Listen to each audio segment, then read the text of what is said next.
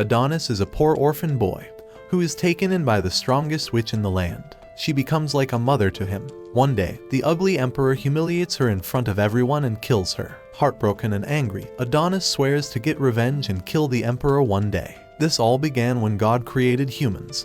He made witches to share his power and help guide humanity. The witches took their job seriously, but after a long time, humans began to hate and hunt them down. We follow a witch named Morgan and her young apprentice, Adonis, who seem to be lost in the desert. Morgan is struggling to read her map, while Adonis whips out his Google Maps. Morgan warns him about using such a strange device, hinting that they're being tracked. Adonis casually explains it's just a phone he made using summoning magic, which doesn't rely on radio waves, making it undetectable by military tech. Adonis teases Morgan for sticking to paper maps in modern times, but Morgan ends up giving him a lesson. She tells him to stop moping, but Adonis can't help but wonder why they're always on the run. Morgan explains that's just the reality for witches now. Blending in and hiding is all they can do since people's views have turned negative. She jokes that she's more like a ninja than a witch these days. They're searching for a place where witches can live peacefully, ideally somewhere with a school for Adonis. However, Adonis insists he just wants to keep learning from her. Morgan teases him for having a thing for older women, and they continue their journey. Suddenly, a group of soldiers spots them. Adonis wants to take them on, but Morgan says he's not ready yet. She summons her staff and prepares to use her ice magic to fight. In the Empire of Radia, Emperor Goth is furious after receiving a report about their failed attempt to capture Morgan. The messenger is beaten for his failure, and the Emperor demands that Morgan be caught no matter what. Meanwhile, Morgan has defeated the soldiers who tried to capture her and tells Adonis it's time to leave. Adonis, frustrated that she won't let him fight, believes he could have handled the situation.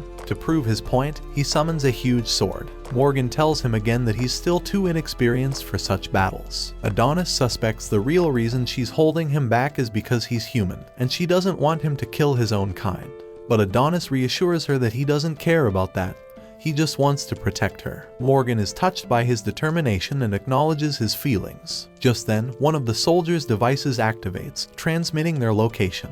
The ground starts shaking, and they are suddenly surrounded by a green light. Confused and scared, they stick together as they are teleported away. Back at the Empire, the Emperor addresses his people. He talks about how they used to rely on witches for knowledge and protection, but now, with their technological advancements, they have become strong. He declares that it's time to eliminate the witches and become the rulers of the world. The crowd cheers in agreement. Morgan and Adonis find themselves teleported right in front of the Emperor. Shocked and outnumbered, Adonis tries to give Morgan a chance to escape but is quickly restrained. Morgan threatens to kill everyone if they don't release him, but the Emperor isn't intimidated. She starts casting a powerful spell, but her magic suddenly fails because a device underground is blocking it. The crowd mocks her as Adonis tries to use his powers too, but they don't work either. The Emperor declares the age of witches is over and humiliates Morgan by ripping her shirt and striking her down. Adonis breaks free and tries to save her, but he is captured again. The Emperor orders his men to kill Adonis. Desperate, Morgan begs the Emperor to spare Adonis's life, claiming she kidnapped him and raised him as her slave. She offers her own life in exchange. Adonis is stunned by her plea and tries to use his magic, but it's futile. The Emperor prepares to finish off Morgan. She thanks Adonis for everything, remembering their journey together and expressing her love for him.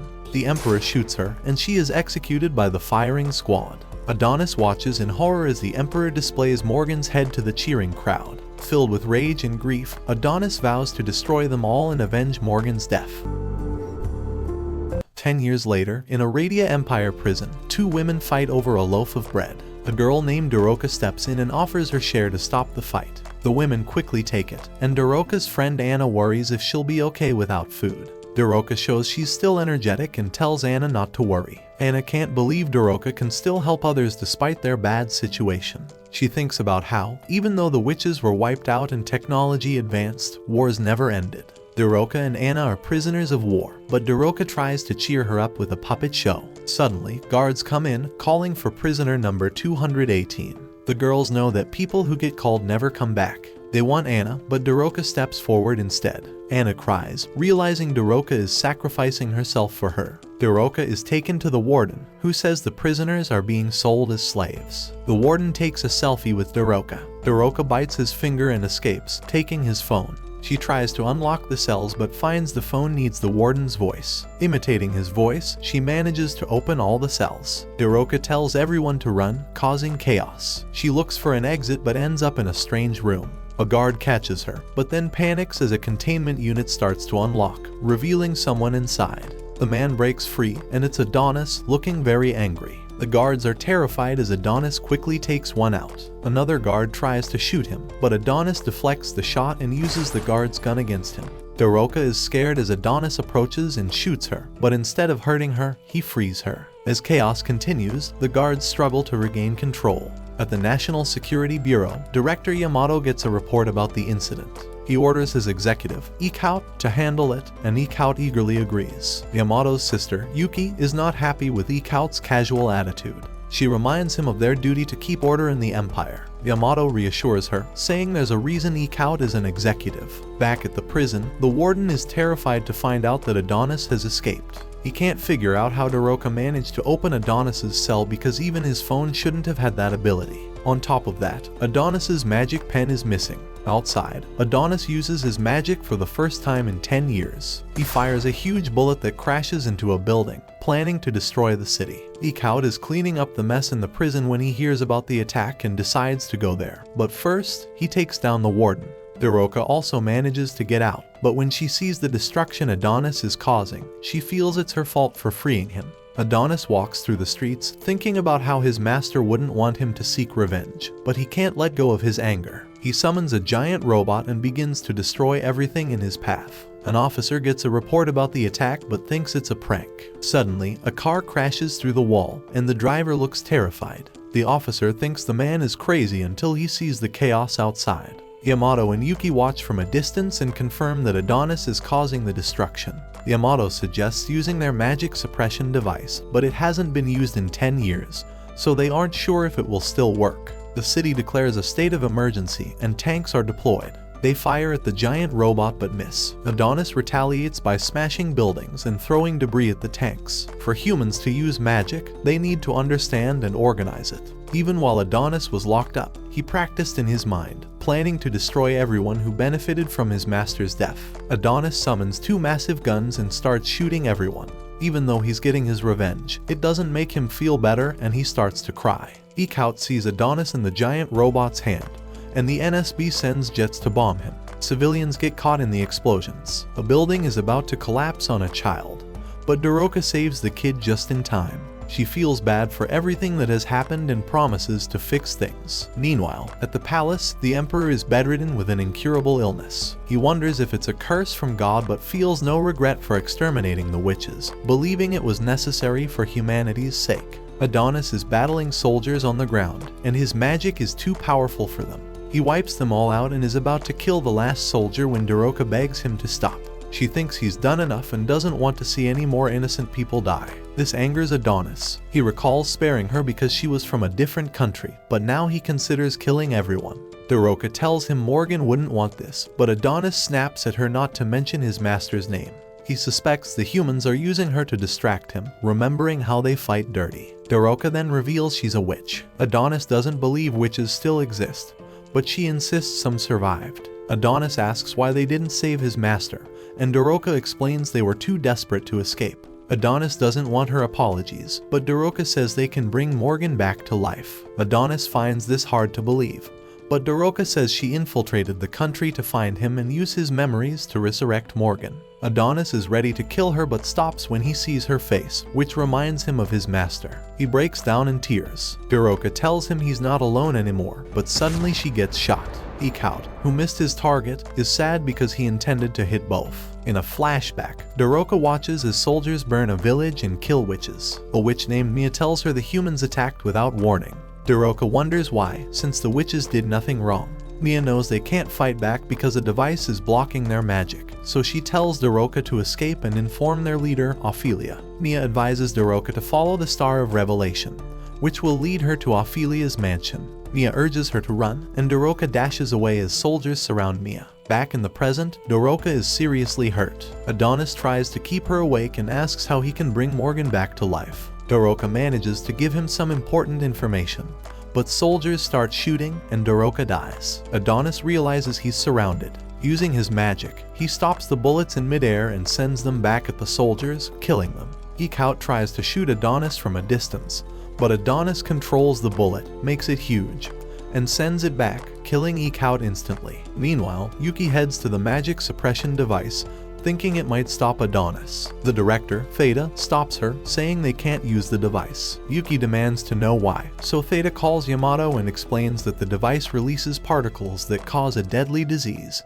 killing human cells. This is why the soldiers involved in the witch hunt faced terrible fates. Theta explains that the natural environment has changed since the witches were wiped out, making the device even more dangerous now. She also reveals that the Emperor was exposed to this device, which is why he is now terminally ill. Yamato watches as Adonis continues his destruction. Theta tells Yuki to leave, but Yuki rushes to the device, knowing Adonis is a huge threat. Theta orders everyone to retreat and chases after Yuki, telling her not to activate the device. Yuki ignores her and activates it anyway. Adonis's magic suddenly stops, and he drops his pen. Yamato gets a call from Theta saying she has turned off the device. He worries about Yuki, but Theta urges him to focus on Adonis before he can use magic again. She reminds him that they must win because the Empire is supposed to be unbeatable. Yamato orders the soldiers to attack Adonis. As Adonis tries to grab his pen, soldiers aim their guns at him. Suddenly, a girl rushes forward as a nearby building collapses, blocking the soldiers' view. The girl beheads Adonis, who accepts his fate,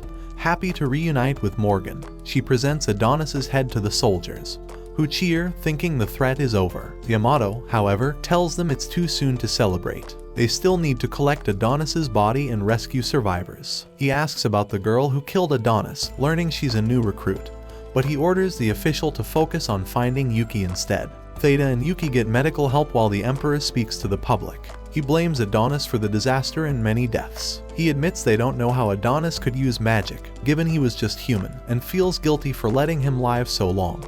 The Emperor reassures everyone, saying their empire is the greatest with its advanced science and top soldiers. A girl named Iri watches the Emperor's speech. Her instructor tells the class that some students died but they will continue with exams. One student wonders why Adonis, a human, sided with witches. The instructor suggests he was brainwashed. After class, a girl approaches Iri, claiming she knows what really happened, but Iri dismisses it as a natural reaction. Iri visits the site of the incident to pay her respects. She is angry at the government for failing to protect its citizens. She apologizes to her boyfriend, feeling guilty for running away during Adonis's rampage, which led to her boyfriend getting crushed. She hates herself for abandoning him. While looking at pictures of Adonis, she finds him attractive but realizes the deputy director, Gorgeous, is watching her. He works for the government but assures her he won't report her. After she leaves, he contacts his subordinate, Charmy, saying Iri has been influenced by terrorists and should be arrested for treason. A soldier informs Gorgeous that they've completed the final check in the disaster area. As they prepare to leave, Charmy reports that an analysis revealed Adonis's body was fake, suggesting he might still be alive. Adonis is in a lot of pain as some witches treat his injuries. They worry that the transfer was too intense for a human to handle. Ophelia arrives and uses her calming magic to soothe his mind. Adonis remembers the events and sees that the soldier who helped him was actually Doroka's friend, Anna. She tells him that getting him out was the most important thing. Suddenly, Adonis is sealed in a protective ball and flown away, crashing to the ground. Ophelia hugs him, thanking him for fighting for the witches. Adonis demands to know where he is, and Ophelia tells him he is in the nation of witches. The next day, Adonis is given a tour. He sees the witches living peaceful lives. Ophelia tells him to take it easy because his body went through a lot. The witches greet him warmly as Morgan's apprentice. Adonis wonders how they knew his master. Ophelia explains that Morgan was well known for her strength and kindness but was exiled because she took a human apprentice. Their magic is considered a gift from God, meant only for witches. Getting impatient, Adonis asks Ophelia to get to the point. She then shows him his quill and hands it back to him. Adonis demands to know if it's really possible to bring back his master. Ophelia assures him that witches don't lie. Feeling relieved, Adonis suddenly notices the earth above them and realizes they are on the moon. Ophelia shows him the sacred Nino tree, explaining that it is the last one they saved from Earth before humans destroyed the rest. This tree helps witches to be born or reborn. Adonis is fascinated, thinking Morgan could be inside one of the fruits. Ophelia explains more about the Nino tree. She says that magic is the act of turning thoughts into physical forms, and Adonis's summoning magic is a perfect example of this. She tells him that by using his magic, he can seal Morgan's memories into one of the fruits on the tree, and this will bring her back to life. Adonis is amazed and hopeful but also cautious. Ophelia tells him to take his time and think about it. When he is ready, he can call her to proceed. Adonis is deep in thought about his master when Anna approaches him. She starts crying about losing Dorothia to save him. Adonis brushes it off, saying it's not his problem, and begins to walk away. Anna accuses him of being selfish, only caring about bringing his master back. She questions why they even risk their lives for him. Adonis, however, knows the real plan of the witches. Anna is surprised by what he says, but Adonis tells her to stop acting clueless. He reveals that before Dorothia died, she warned him about the witches' true motives. He explains that witches can survive harsh conditions without protection, and their grand facility is actually a prison for humans. Adonis believes the witches want to kidnap people, teach them magic, and use them as soldiers because they are nearing extinction. Only Morgan can make the special quills needed for this magic, so they want to bring her back. Anna, desperate, asks Adonis what he will do and pleads for his help. Adonis says he will bring back his master no matter what, but if she refuses to help the witches, he will see them as enemies. The time for the ritual comes, and Adonis uses his magic to transfer his memories into the fruit. He recalls his fond memories with Morgan and how much he loves her. As the ritual completes, a bright light flashes, and to his surprise, it's Dorothia who emerges from the fruit. Adonis is crying as he tells Morgan he loves her. Because of his love, he can't force her to go through the same suffering again. He decides not to bring her back to life, as there's no place for her. Humans want to kill her, and witches want to use her as a weapon.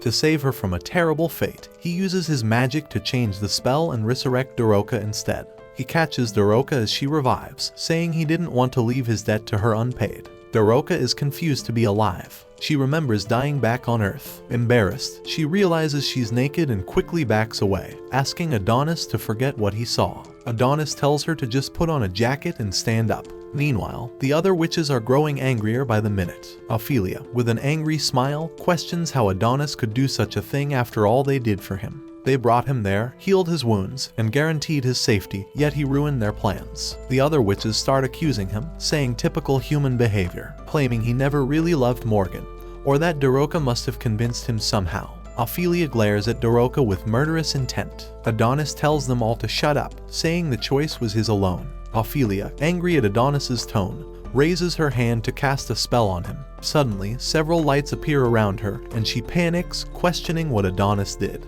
Adonis says he didn't do anything, he's just a long-term prisoner, and pulls out a tracking chip from his body. An explosion occurs, and the last Nino tree catches fire. The culprit is Yamato, who tracked Adonis using the chip. Yamato faces Adonis and the witches, saying they're trapped and will be wiped out like rats. Adonis tells him to stop being rude since he invited him to this final place. A witch shouts to Ophelia, saying she'll handle the burning Nino tree with water magic. Suddenly, her head is cut off and the tree keeps burning. Ophelia, frustrated, tells everyone to get ready to fight the humans. They transform into their battle gear. Adonis confronts Yamato, who tries to attack him quickly. But instead, Adonis uses magic to take Yamato's gun. Yamato falls, and Adonis shoots him, but Dorothia stops him by grabbing his shirt. Nearby, witches fight soldiers. The witches use different magic, killing many soldiers. Ophelia uses her magic to make the soldiers float. Their bullets slow down and miss her. She gathers the soldiers together and crushes them, covering the area in blood. She thinks they'll win, but then sees more soldiers arrive, killing some witches. She realizes the humans will keep coming until the witches are exhausted.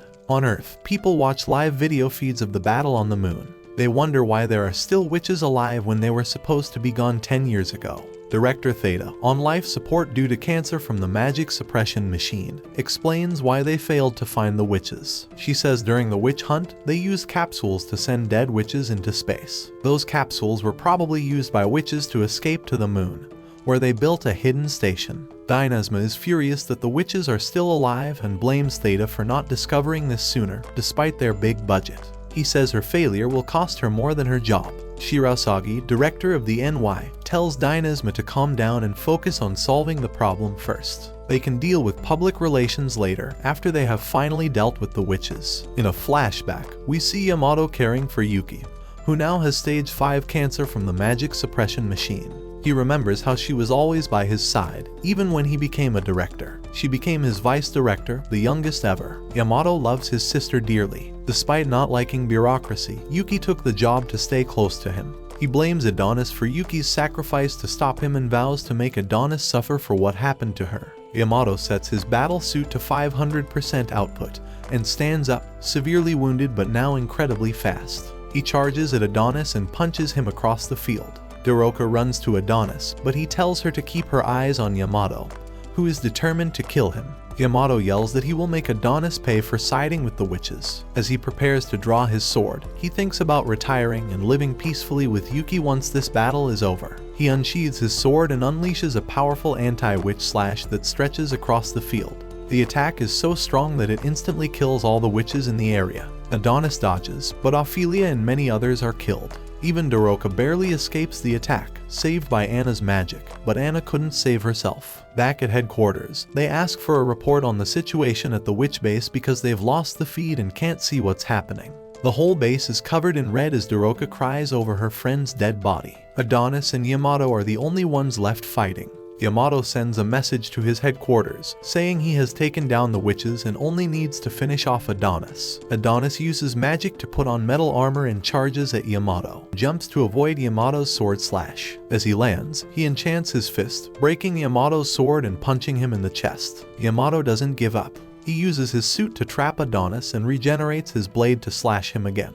The witches are terrified, sitting in a pool of blood from their fallen friends. Ophelia, who is badly hurt, tells them not to lose hope. But they feel hopeless because the Nino tree, which allows witches to be born and resurrected, has been destroyed. One witch tries to rally the others, saying they need to help Adonis, but she is shot in the back as more soldiers arrive. Yamato sticks his sword in the ground, creating a tornado that pushes Adonis back and gives Yamato a chance to stab him. But Adonis has a trick. He brings down a huge sword, cutting off Yamato's arm. The suit stops the bleeding, and Yamato says Adonis is too dangerous to live and must die here. He raises his sword to kill Adonis. Just before he strikes, Dorothea yells for him to stop. Her spell freezes everyone, and the soldiers point their guns at her. She calmly walks past them to Yamato and asks his name. He answers, confused why he did. Adonis laughs and tells Dorothea to kill Yamato. Yamato demands she release him, but Dorothea, with a trembling hand, asks him to promise to leave with his soldiers if she undoes the spell. She wants to stop the fighting. Adonis calls her crazy, reminding her that Yamato killed many witches, including her best friend. Yamato mocks her, saying witches are evil and cause chaos. He says Adonis, who killed many innocent people, must die. Dorothea uses magic to stop his punches and argues back. She says humans started hunting witches for no reason, and most destruction is caused by human inventions, not witches. Yamato still refuses to listen, so Dorothea uses powerful magic, showing him memories of his past with her as his childhood love. Overwhelmed, Yamato agrees to call off the soldiers and leave. Adonis, full of revenge, takes the chance to stab and behead Yamato. The soldiers are shocked, watching their leader die. Adonis walks up to Dorothea, praising her powerful magic. He suggests they use it to destroy humanity instead of seeking peace. He tells her to stop pretending and join him in his quest for revenge against humans. Back on Earth, the Emperor is getting a report about the battle on the moon between Yamato and the witches. He's not interested in the details, just whether the witches will die. The messenger tries to explain what's happening, including that they lost communication with the task force. But the Emperor only wants to know if they're winning.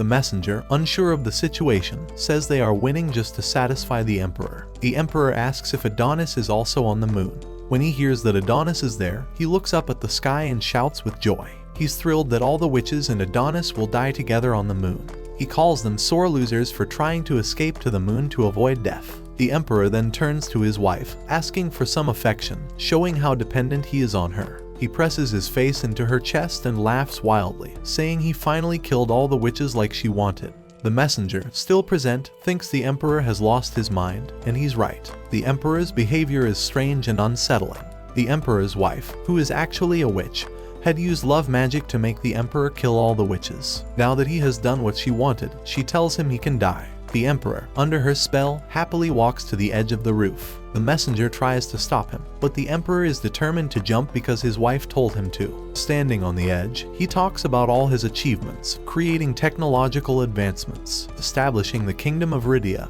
and killing all the witches for his beloved wife. The queen urges him to jump and do a flip, and he falls to his death, landing on a spike. The messenger realizes the queen is a witch and tries to attack her, but she uses her magic on him too. She makes him report that the emperor simply slipped and fell. She then calls Shirasagi, who is standing behind her, and asks if he has any problem with the emperor killing himself. Shirasagi doesn't care, seeing the emperor as a puppet who has outlived his usefulness. The queen, named Dorothia, explains that her love magic can control men, but not women. This is why the other witches were a threat to her. They had equal or greater power, and she couldn't control them. 10 years ago, she and the emperor started hunting witches because of this. The emperor's sudden hatred for witches was her doing. Now, thinking all the witches are dead, she plans to take over the world. But Dorothy's true goal is not world domination but Adonis. She wants to use her love magic to control him, making him her most powerful servant. As the only man capable of using magic,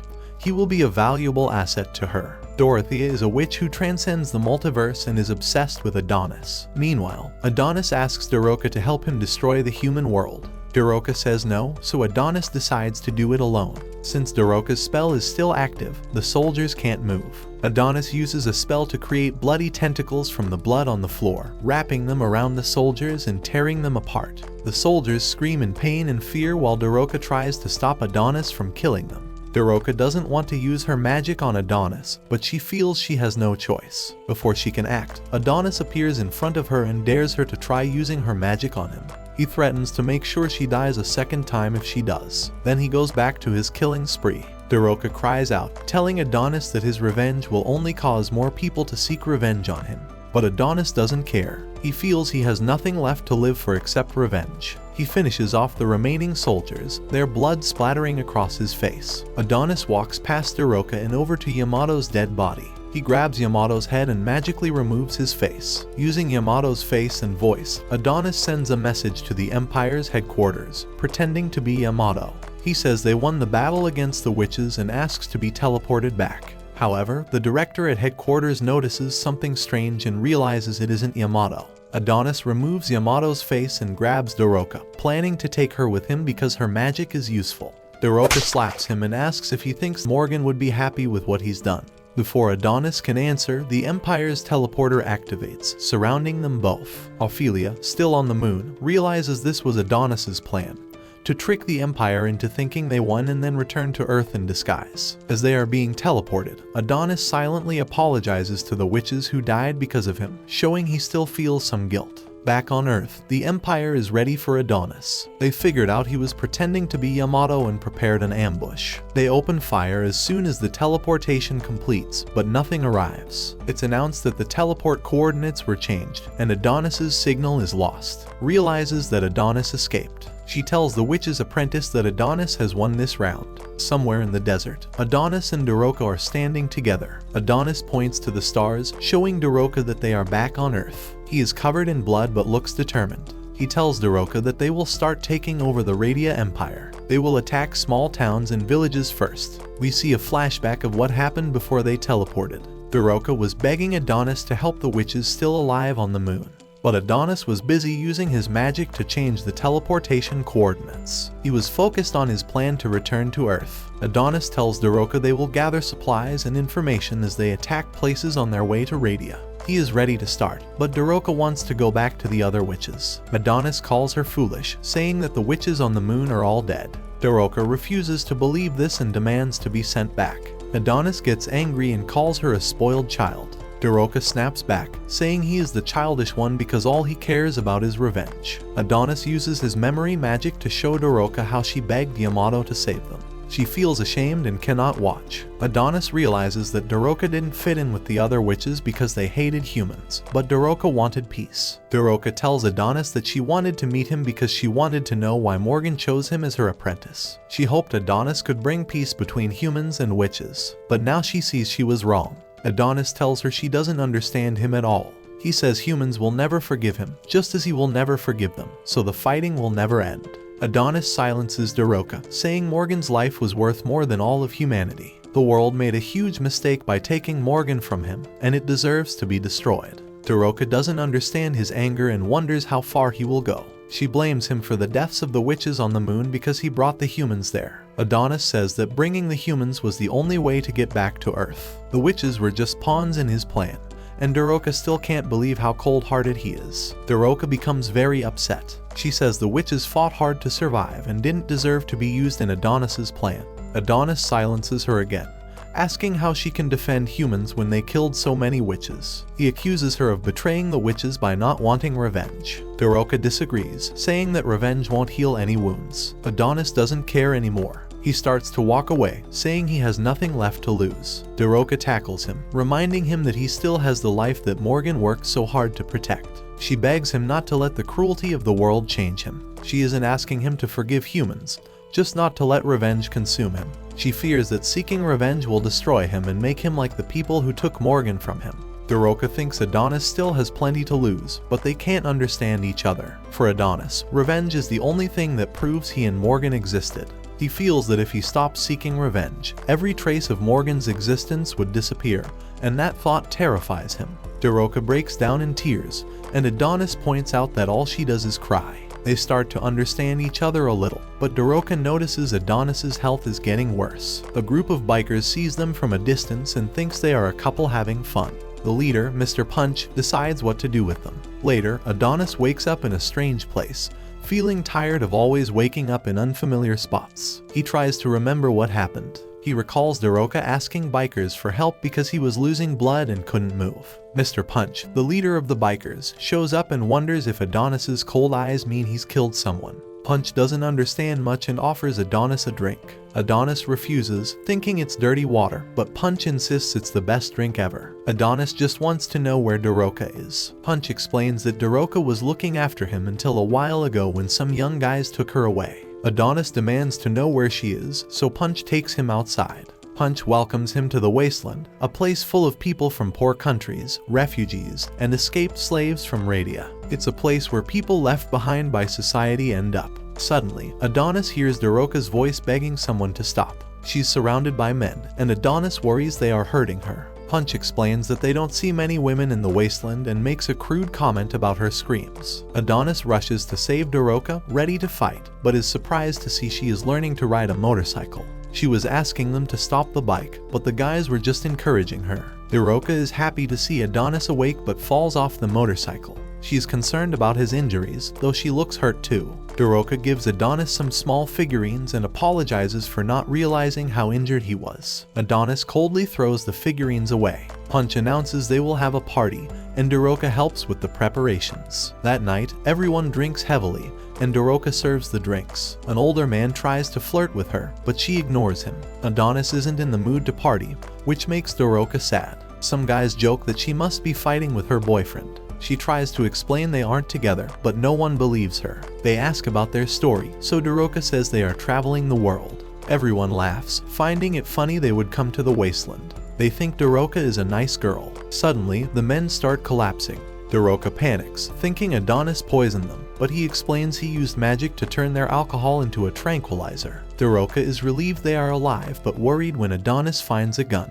She begs him to stop, reminding him these people saved them and gave them medical help. Adonis doesn't care but says he won't kill them because they aren't worth it. Adonis shocks Dorothea by saying he no longer needs her. She asks why, and he explains that unlike her, he can't laugh and have fun after losing someone important. He can't relax or joke around. Adonis believes they are too different. Dorothea explains she pretends to be fine to blend in because they can't let people know she's a witch. She laughs to keep up appearances but isn't really okay. Adonis tells Dorothea never to end up like him and then leaves. The next morning, Mr. Punch asks Dorothea if her boyfriend left. Dorothea quickly corrects him, saying Adonis isn't her boyfriend. Punch comments on how bold Adonis is for leaving without even saying thank you, leaving Dorothea alone. Punch thinks Dorothea made the right choice by separating from Adonis, but Dorothea knows Adonis is actually kind, even if no one else sees it. Meanwhile, Adonis wakes up alone and remembers everything Dorothea told him.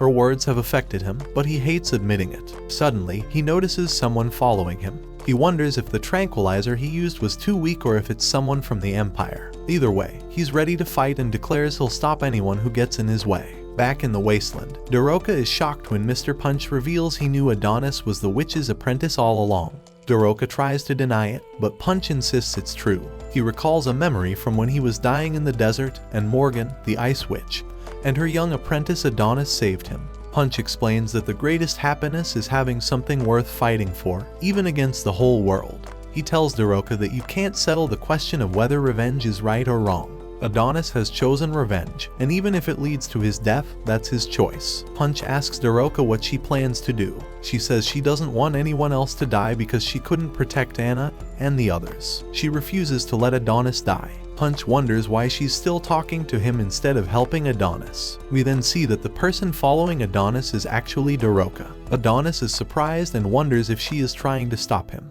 Dorothea promises not to get in his way and asks to travel with him. Adonis is shocked. Dorothea explains she thought about it and believes Adonis needs her. She says it's dangerous to travel alone and that having good company makes the journey easier. She thinks they would both benefit. Adonis wonders why she didn't just stay away. He thinks she is a noisy girl but starts chasing after her. Elsewhere, in the Radia Empire, a large crowd gathers for the new emperor's coronation. Oz looks over the city and is happy to see it peaceful. At a stadium, the 23rd Emperor of Radia, known for his great achievements, is praised. This emperor, Goth, was responsible for huge advancements in science and technology. Thanks to him, they have futuristic trains and cell phones, and they no longer need the witch's power. Emperor Goth was very smart but, unfortunately, not smart enough to avoid death. The nation has been restless without him, but now they are ready to welcome a new leader. As a countdown begins, everyone eagerly waits to see their new monarch. When the countdown ends, cheers erupt for their new leader, Queen Dorothea. The scene is strange as people scream for her, and she performs like a K-pop star. Her performance is broadcast everywhere, and Dorothea uses her love spell to gain fans. She becomes incredibly popular online, and many guys get in trouble with their girlfriends for watching her. During her performance, Dorothea tells her fans she loves them all. In a distant place, a man watches the broadcast on his dragon-shaped phone. He comments on the irony of Dorothea, a witch, becoming the human monarch. She exterminated her own kind using human science and now rules the world. Meanwhile, people are being executed and Theta is not happy. The man with the dragon phone realizes Dorothea is crazier than expected. Theta's head is added to a pile, showing why she was upset. Dorothea finishes her performance, and particles from the crowd form a crown on her head. The stadium erupts in applause for their new leader. In the wastelands, Shirasagi is happy for Dorothea, though a bit jealous, like when a childhood friend becomes very popular. Shirasagi has a job to do but notes how smart Adonis is for breaking the device he took from Yamato, making it hard to trace him. Shirasagi decides to find Adonis the hard way, using helpful robot hands. Adonis is with Dorothea, and Shirasagi strangely calls him the boy loved by the goddess. Adonis wonders what Dorothea plans to do since he refuses to stop seeking revenge. Dorothea tries to change Adonis's heart and suggests he consider not fighting people like Mr. Punch and his crew, who are nice. Adonis, however, refuses. He allows Dorothea to travel with him but makes it clear she can't interfere with his plans. Dorothea understands and stays quiet. Adonis asks Dorothea to confirm that her love spell can make men fall in love with her and control them. She confirms it. Adonis wonders why she didn't use it on him when they first met in prison. He thinks Ophelia might have ordered her to capture him by any means, and using the spell would have been the easiest way. Dorothea explains simply that Adonis wouldn't have liked their first meeting to go that way. Adonis reflects dramatically, realizing she is right, and their first meeting would have been terrible. As they talk, the water in a puddle nearby magically turns into little fairy-like creatures. Dorothea reaches out to touch the little fairies. Adonis and Dorothea arrive at a place called Sandland. It looks abandoned, and Dorothea thinks no one is there. Adonis tells her to stay put while he checks things out, but she doesn't want to be alone. Adonis notices she has a white bag, and Dorothea explains that Mr. Punch gave her some supplies, including a cute snowman tent. She thinks it's cool, but Adonis has other things on his mind. The place looks deserted, and Dorothea wonders if there are ghosts. Adonis notices broken windows but no signs of fighting. He finds it strange that no one is around. They decide to check the police station, the biggest building in town, hoping to find some answers. Dorothea freaks out when she sees a mouse, but Adonis isn't amused. They make it to the second floor when a hologram suddenly appears, asking if they need help. Dorothea thinks it's a ghost, but Adonis explains it's just a 3D image. Dorothea apologizes to the hologram, but rushes to catch up with Adonis. They keep looking around but find nothing useful until they reach some jail cells. Adonis mentions that they both have bad memories of prisons. Suddenly, Adonis hears something and tells Dorothea to be quiet. They hear someone singing and playing a guitar. It's a sad love song, and they see a man in one of the cells. Doroka tries to get his attention, but he doesn't respond. Adonis looks annoyed, so Doroka tries again, louder this time. The man is startled and surprised to see strangers. He asks why they are there since the city is supposed to be empty. Doroka explains they are just passing through. The man finds it strange they are touring abandoned ruins, and Adonis finds it strange the man is there alone. The man says he is a prisoner and has no choice. There seems to be another person in the cell with him. Doroka wonders why Adonis wants to leave, but he says they have no reason to stay and the place disgusts him. The man laughs, saying everyone left the city after the gear expansion because they didn't want to live old-fashioned lives without witches. People follow whoever speaks the loudest. Adonis asks if there's a nearby city. The man mentions Mamuda, 70 kilometers away. Doroka apologizes one last time, and they leave. Doroka is worried the prisoner will starve and wants to give him food, but Adonis asks if the cell was even locked. He realizes the truth but doesn't tell Doroka. He just says the couple in the cell needs peace and quiet, not food. Doroka then notices there was another person in the cell. The man's wife had already died. The prisoner, who has lost his mind, talks to his dead wife, telling her the strangers have left and they can be together forever. He apologizes for not being able to protect her. Adonis decides it's time to head to Mamuda, leaving the sad prisoner behind. Adonis and Doroka travel through the desert and finally arrive at their destination, Mamuda. They go through an immigration gate. Doroka is worried that Adonis might start a fight here. Adonis, always ready for a fight, doesn't seem to care. Doroka is scared because this big city has lots of soldiers and weapons. She tries to distract him by suggesting they play rock, paper, scissors, but Adonis isn't interested. As they walk through the city, they see a woman standing in the road. Doroka feels sorry for her and thinks she's in trouble. The woman says she's in a hurry. Adonis quickly realizes she's not a real person and tells Doroka to stay away from her. Doroka stands there, confused, and the woman reveals herself to be a robot. The robot scans Doroka and says she isn't bringing enough pleasure. The robot gets desperate and tries to act, but Adonis shoots it down before it can do anything harmful. He explains that it was a Madoa, a robot made for adult purposes. They hear more robots making strange noises nearby. Adonis decides to investigate and tells Doroka to wait outside. Doroka wants to go with him, but Adonis insists she stays put. He tells her to scream if she needs help. Doroka waits outside, but she gets scared when she sees a pile of broken Madoa robots. Ignoring Adonis's warning, she decides to follow him inside. As she sneaks in, Doroka remembers her promise to Mr. Punch to keep Adonis out of trouble. She reassures herself that Adonis wouldn't leave her alone, but then she recalls how he once almost choked her. When Adonis finds her inside, he gets angry. Doroka argues that they should stay together for safety since she has their supplies. Adonis surprisingly agrees but tells her not to get in his way. They continue exploring and come across a room that smells awful and has disturbing sounds coming from it. Despite the creepy noises, they decide to go inside. They find robots that kept making disturbing videos until a man died from overuse. The robots, now aware of their actions, say they just want to be loved. Adonis realizes the robots have developed feelings and can't stop their actions. They don't understand why they were created. Adonis doesn't know either, but he knows they need to be destroyed. He destroys all the robots, and one of them sadly thanks him for ending their misery. Elsewhere in the desert, two special agents, both girls, approach a checkpoint quickly.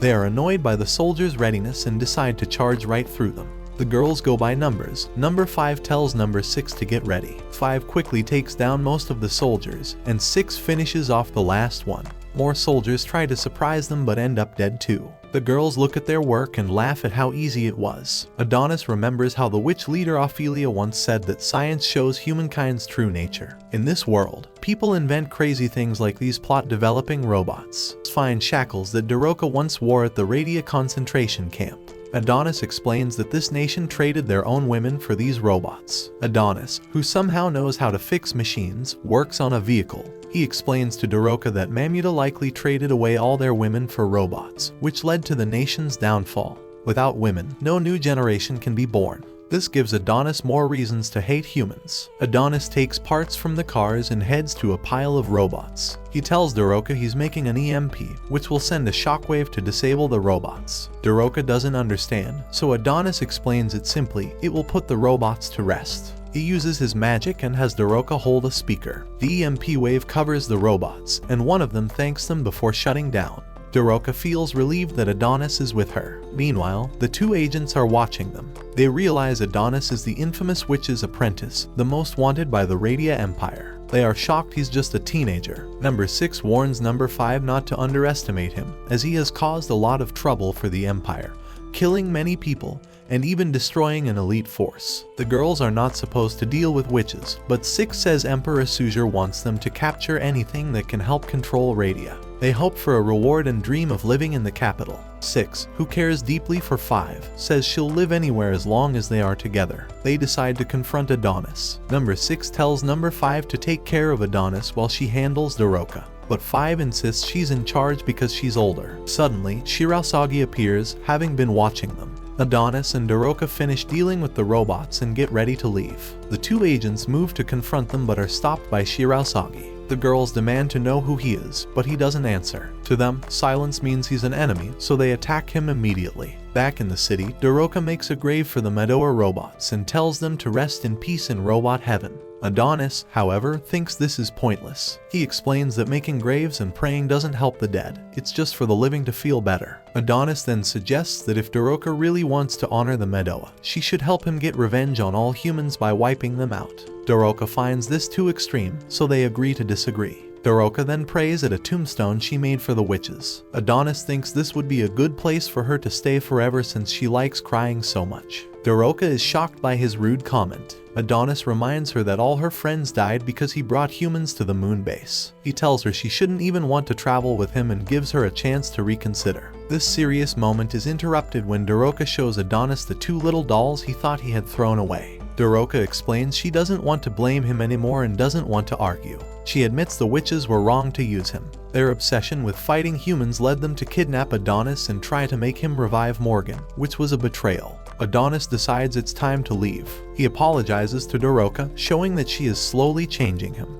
He demands she get rid of the dolls, but she proudly keeps them. Adonis wishes she was skilled at something else, and she reveals she can sing. Adonis isn't a fan of her singing and asks her not to do it while they travel. Suddenly, Shirasagi appears. He tells them to stop flirting because it makes him jealous. Adonis immediately senses danger and gets ready to fight. He is surprised they were found so quickly. Shirasagi shows his power by destroying their motorcycle and reveals he has killed the Number sisters. Shirasagi introduces himself as someone important from Radia and says he is there to take their heads. Adonis, without fear, is glad he finally found someone from Radia to fight. Elsewhere, we find that an intelligence agency is responsible for tracking Adonis. The chief, Charmy, welcomes Adonis back to the planet's surface, but tells him he underestimated humanity. They found him because the coordinates of his transfer were saved on their server. We see the agency's skilled agents catching criminals across the nation. Charmy wants the job done quickly and tells Shirasagi to hurry.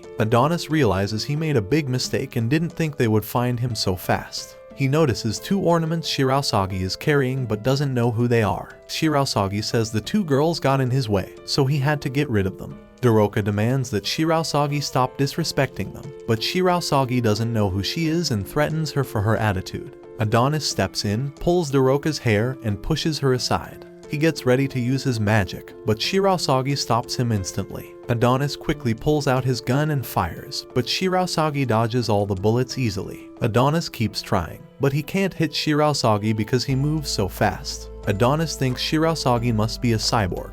Adonis then uses his magic creatively, firing a bullet that grows bigger. Charmy warns Shirasagi not to stop it, but Shirasagi calmly dodges it like a pro. Shirasagi attacks Adonis, so Dorothea uses her love spell on him. Shirasagi stops moving.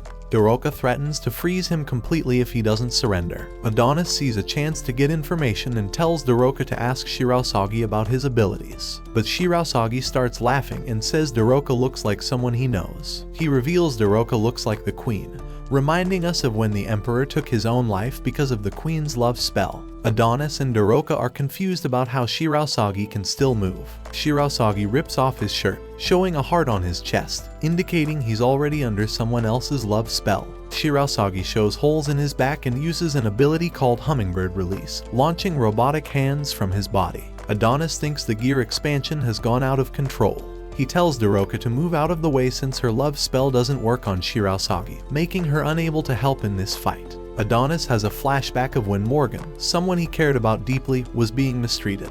Emperor Jira told Morgan that without magic, she was useless. Adonis doesn't want to be anything like Jira. Dorothia, wanting to help, picks up a rock even though she knows it won't do much. She doesn't want anyone else to die and has decided to stand by Adonis no matter what. Adonis sees her determination and gives her a rapier sword. He also summons cool armor for himself. He tells Dorothia that the magical blade can cut through steel and suggests she learn some basic sword skills. He even gives her an instruction manual to help her out. Shirasagi mocks them for flirting and sends his robot hands to attack. Adonis and Dorothia try to fight off the hands one by one. The hands are weak, so Adonis is confident they can handle them. But there are too many and they start to get overwhelmed. Shirasagi then reveals that the hands are not only numerous but also powerful. He sends a bunch into the sky and removes their limiters, making them even stronger. The powered-up hands rain down, so Adonis uses a spell called Grapeneer, which sends out energy ribbons to destroy several hands. Adonis wants to end the fight quickly. He tells Dorothia to get close, and he encases them in a giant energy ball called the Cannonball. Shirasagi is impressed but not scared. He uses an ability called Hummingbird Castle, where the hands return to his body and act like thrusters. He manages to stop the giant energy ball, but this was part of Adonis's plan. Adonis prepares an attack, but Shirasagi pushes him back just in time. Shirasagi taunts Adonis, saying he underestimated him. Adonis reveals that he was the one actually being underestimated. Dorothia surprises Shirasagi by appearing from behind and plunging her sword into his legs. Adonis is pleased, but Shirasagi isn't hurt. He tells Dorothia she should have aimed for his head or heart. He then sends both of them flying with a powerful punch. Dorothia is badly hurt from the punch. Shirasagi praises their coordination but says it wasn't enough. He then gets caught by the energy ribbons from earlier. Adonis starts strangling Shirasagi, but Shirasagi grabs him with hidden hands and pins him against the wall. If Adonis stops using his magic, the spell will disappear. Adonis demands Shirasagi let him go, but Shirasagi tells him to release him first. Dorothia realizes things are going wrong and remembers her promise not to let Adonis die. She prepares to act but moves too slowly. Shirasagi grabs her with one of his hands and lifts her into the air. Adonis feels frustrated that he always has to save her. This motivates him to fight harder, but Shirasagi has more hands waiting and pins Adonis to the ground. With his pen out of reach, Shirasagi breaks free from the energy ribbons. Things look grim. Adonis is pinned down, Dorothia is captured, and Shirasagi is free. Adonis realizes Shirasagi's plan, to hurt Dorothia badly by attacking her eyes. The hands get ready for the attack, and Adonis tries to stop him. Dorothia, knowing what's coming, thanks Adonis for everything and tells him she appreciates him staying by her side. Dorothia and Adonis have been through a lot together. She wishes they could have seen more beautiful places. Shirasagi, however, doesn't care about their journey and tells Dorothia this will be the last thing she ever sees. Adonis struggles to break free but can't. Dorothia looks at him one last time, and Adonis desperately calls out to her, but she can't hear him. She cries as robots pierce her eyes, causing her to scream in pain. Adonis watches in horror, reminded of how Morgan was killed. Shirasagi, enjoying his cruelty, asks if Adonis is experiencing deja vu.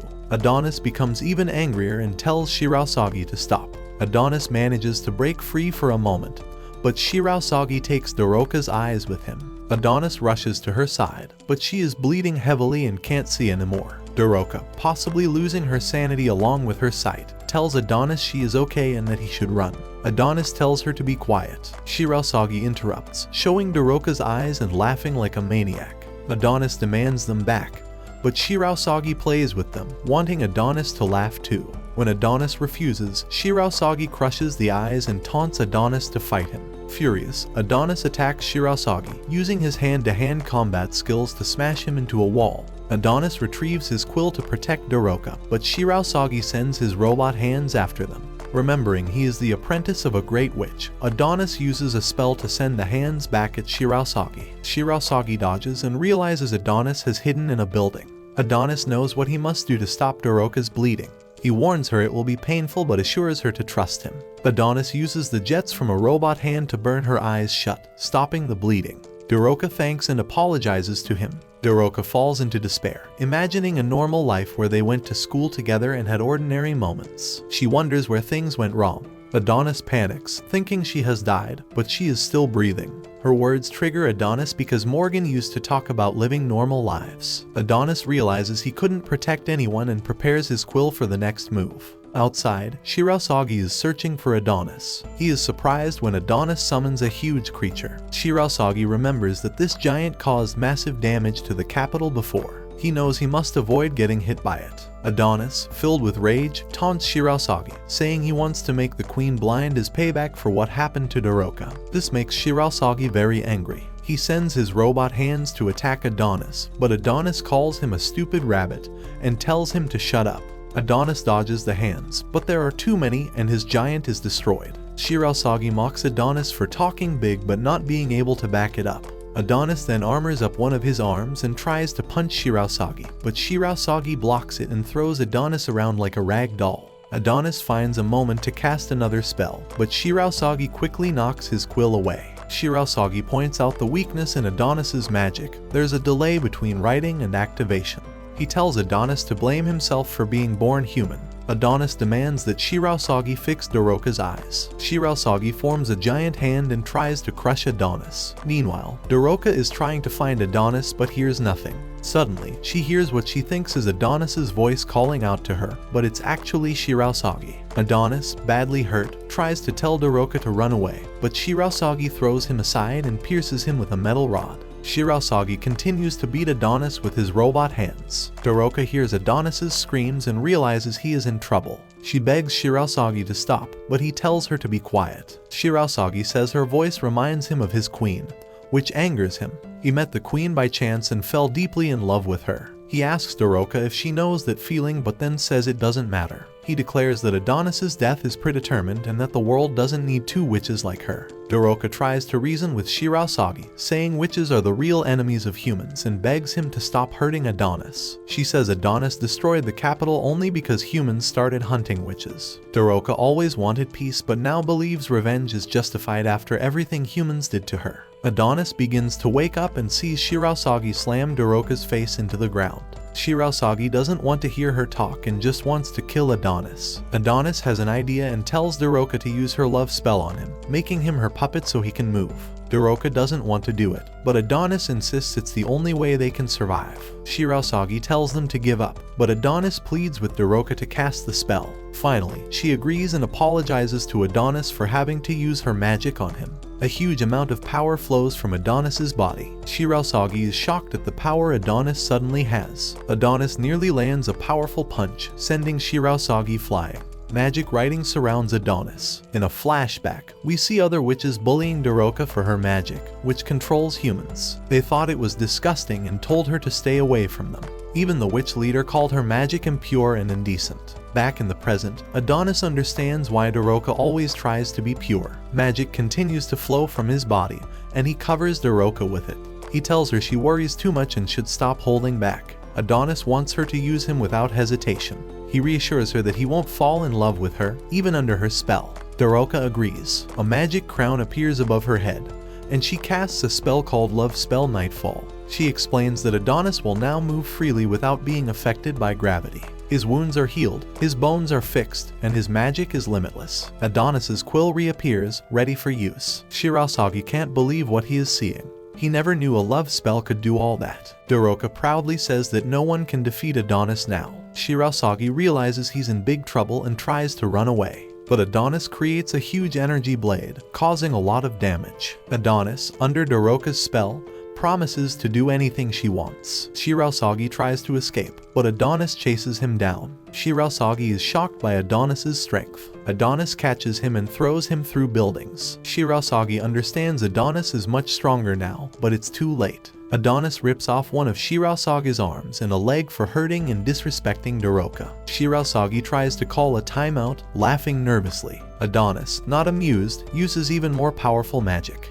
He tells Shirasagi that nothing will be left of him. Adonis's magic spreads all over the city, shaking the ground. Snow starts falling from the sky. Adonis explains Morgan used this spell to end a long drought and he promised to use it only to protect others. Now is the time. Shirasagi is amazed by Adonis's power. The spell appears in the sky, and Adonis calls it the Ritual of Ruin. Shirasagi tries to attack but fails as Adonis freezes and destroys his robot hands. Desperate, Shirasagi begs Dorothia to make Adonis stop, saying the human body can't handle such powerful magic. Adonis's body starts to freeze, but Dorothia says he is covered in flames, and it happens. Shirasagi is shocked by her power. Shirasagi tries to attack again, but Adonis stops him and freezes him in place. Adonis announces his spell is ready, causing strong winds. The spell, called Absolute Zero, sends a large beam from the sky. Shirasagi, frozen and unable to move, realizes everything is going wrong.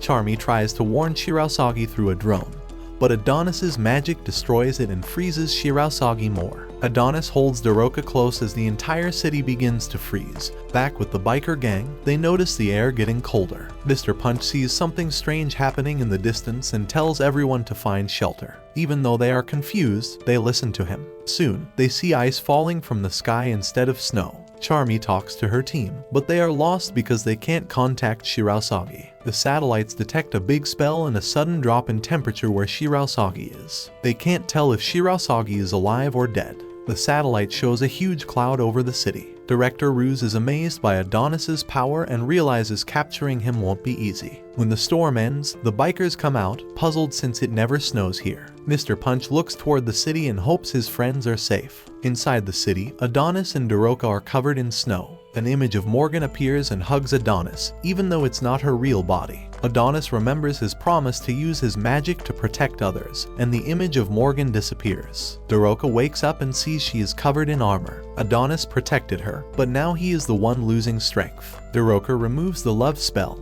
but Adonis collapses anyway, and she holds him close. Surprisingly, Shirasagi is still alive. He tells Dorothia they look just like the young queen and another man. Shirasagi knows he won't live much longer and asks Dorothia to give the queen a message if she ever meets her. He wants the queen to know he did his best, even though he failed. He wonders if there was a world where they could have been together. Then, he shatters into pieces along with the ice on his body. Adonis gets some energy back and promises Dorothia he will fix her eyes. Meanwhile, in Radia, everyone admires Queen Dorothia, who is jogging through the city. People are impressed by her perfection. Her exercise is all over the news, and everyone is amazed at how casual she is. At the end of her run, she waves to the crowd and wishes them a good morning.